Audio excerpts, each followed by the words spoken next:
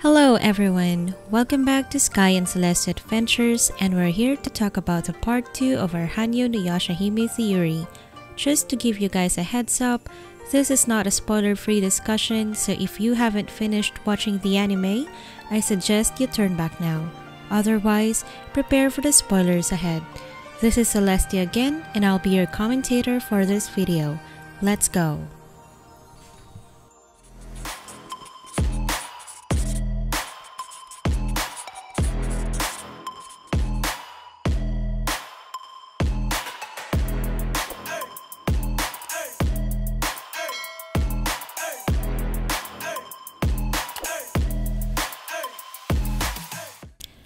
Okay guys, let's now talk about Zero, Kirinmaru's older sister and who I think is the main antagonist of the series. She is confirmed to have a deep affection for the Ino no Taisho and was revealed to be the owner of the Rainbow Pearls.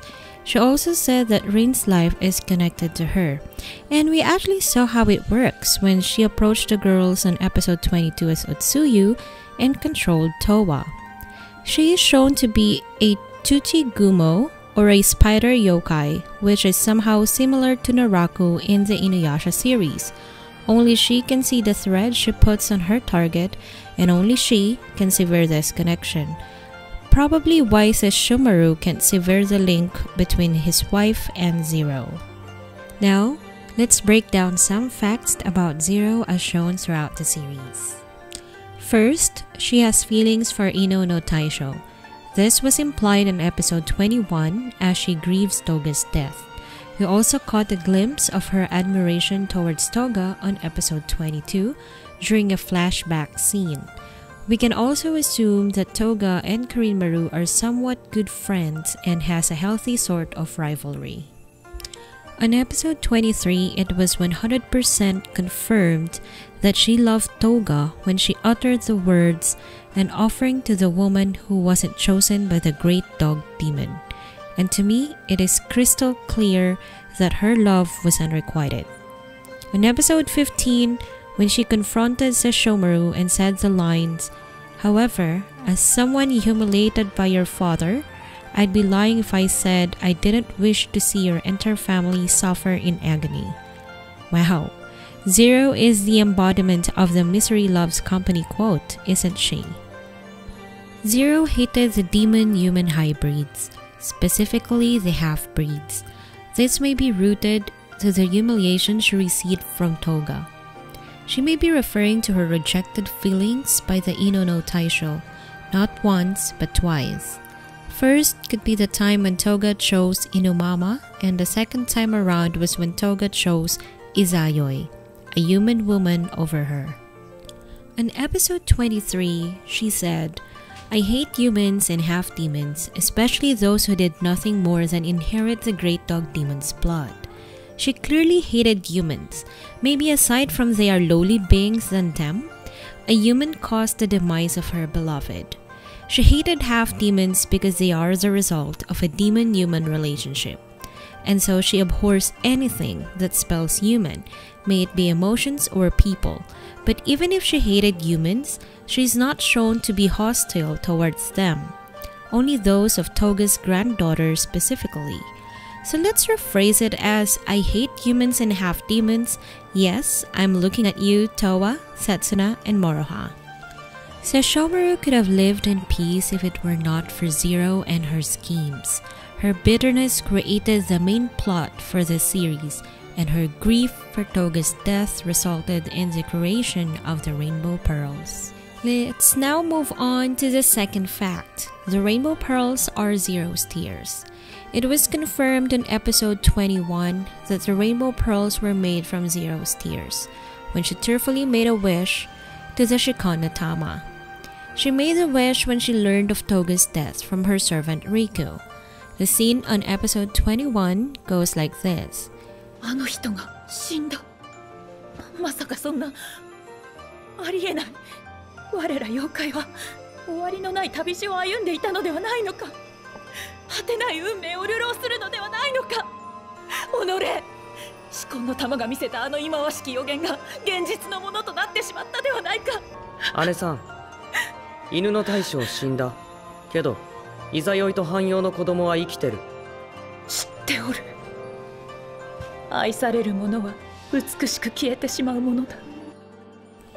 Then we can see her made a wish to the Chican in tears, saying, 揚力もいらぬ、悲しみもいらぬ、いや、もう心がいらぬ。そしてこんな涙はもう二度と流さぬ。至高の玉よ、我が願いを聞き入れよ。 We can confirm that the Chican jewel granted her wish. The result was the 7 pearls and the changes on the markings on her face. Zero said it herself that the rainbow pearls contained both her demon powers and that of the Chican jewel. She also told Riku that it was a good riddance as she is no longer a demon. One of the most important things on this scene is when Riku asked Zero if she's still sad, and she answered, "About what?" Then the scene transitioned and focused on the Chican jewel and the rainbow pearls. To me, this is like telling the Inuyasha fans, hey, you all know what happens when you make a selfish wish to the Chican jewel, right?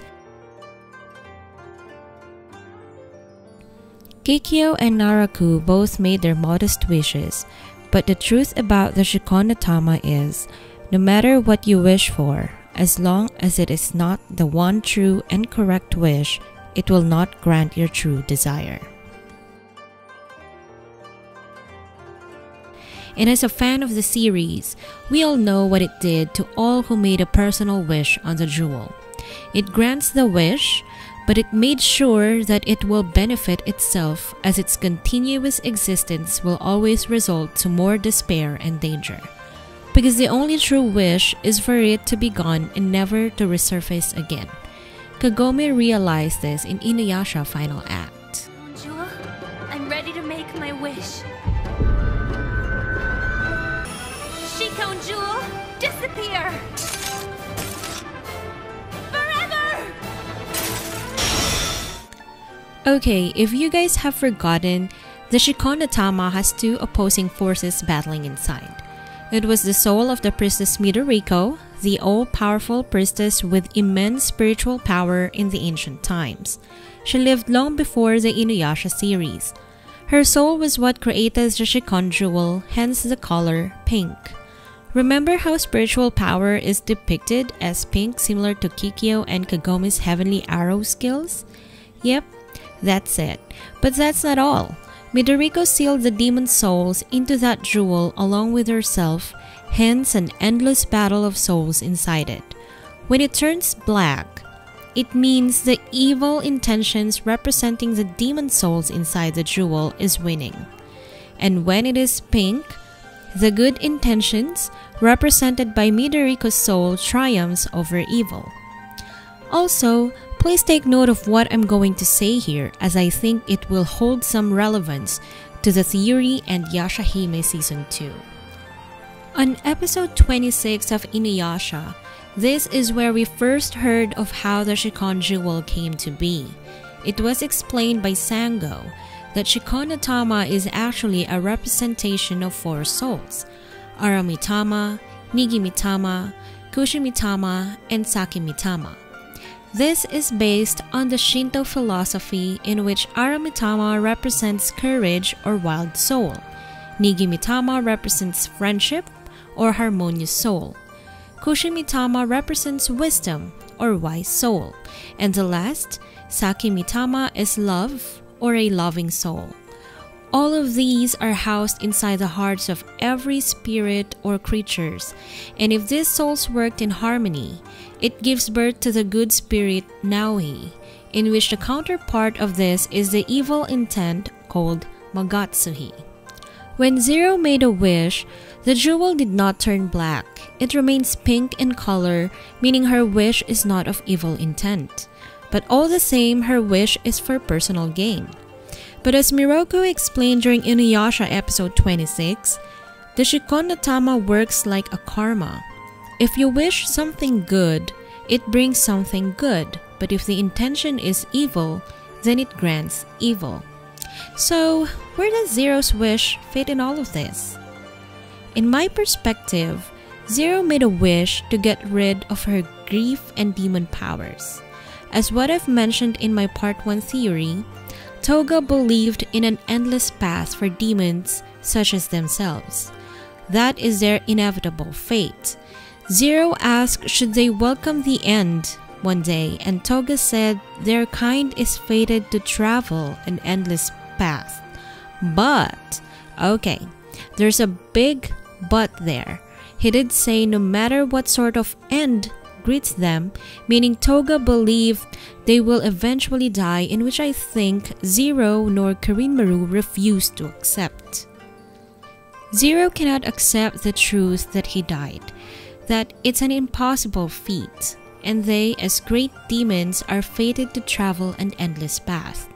We do not know her exact wish, just we do not know what is Naraku's exact wish in Inuyasha until the final act, that he only wished for Kikyo's love. In here, I think Zero wished to be with Toga. And to be with Toga, who as we all know is already dead, means she must not remain an immortal. Thus, she could have been stripped of her great demon powers. I mean, has anyone actually noticed that Inuyasha, who is a half-demon, do not die after all the wounds he gets? He recovers fast, and unless they're really mortally wounded, then they can't survive. However, as for Zero, a Yokai, she died after what? Setsuna slashed her back? Which only drew me to the conclusion that her existence is not that of a demon nor human, but something else. Which now brings us to the last fact: not human and not demon.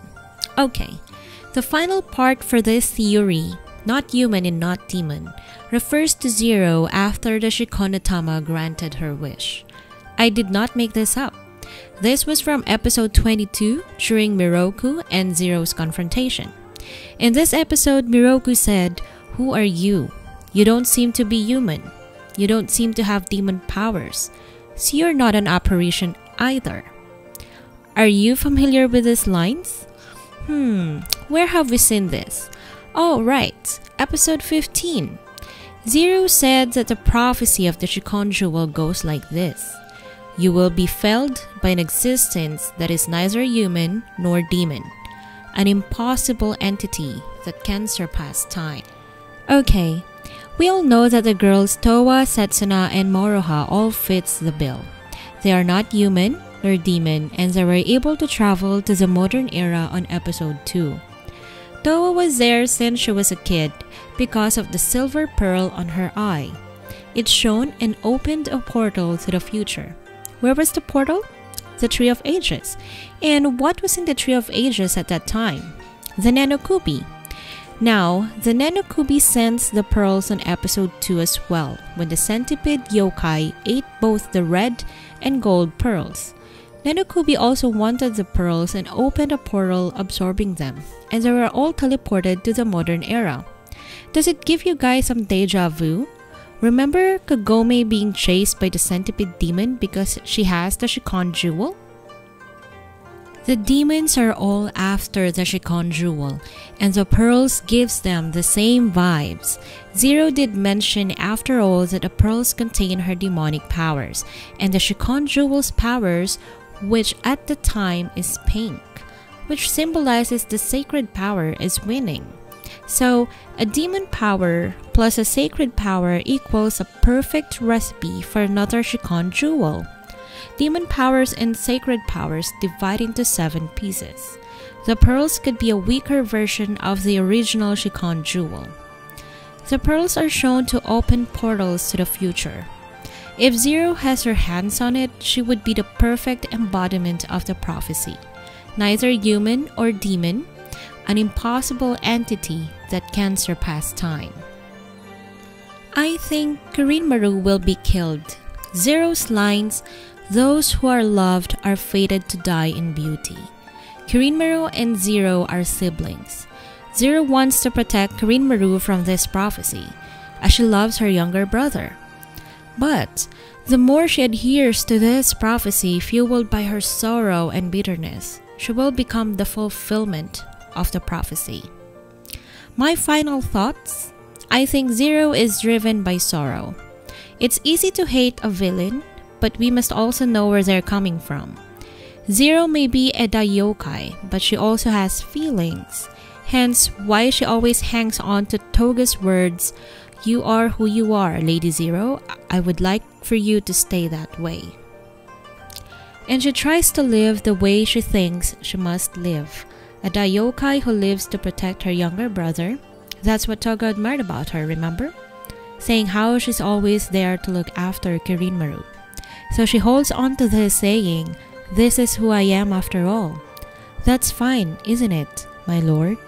She is Kirinmaru's sister, and if the prophecy tells Kirinmaru will die because of what she assumed as half-demons, she will protect him at all costs, even if it means killing Toga's granddaughters. Hence, she says, that's fine, isn't it, my lord?